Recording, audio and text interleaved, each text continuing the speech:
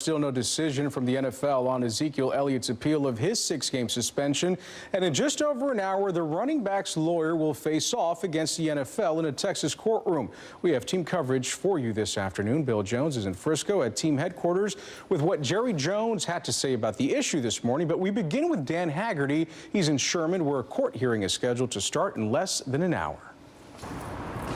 The hearing's scheduled to start at 5 o'clock. Until then, our cameras are going to be focused on those doors right there to the federal courthouse to see if Zeke Elliott does in fact show up for this hearing, along with a lot of other cameras from local news stations and national news stations, places around the country showing up to cover this as the National Football League Players Association and Zeke's legal team fight for a temporary restraining order against the NFL. That would keep the league from enforcing their decision on his appeal of that 6-game suspension.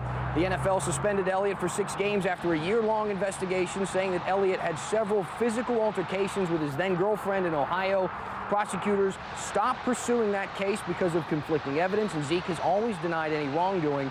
The NFL filed motions late last night to have this case thrown out, saying Elliott doesn't have standing to fight this suspension in federal court. Former prosecutor Quentin Brogdon broke that part of it down for us. The NFL is arguing in the case that it's not right, that the commissioner who's been appointed as the arbitrator here, Harold Henderson, he hasn't yet ruled. And it's possible he could rule in this case that the suspension is vacated, the suspension is even lifted.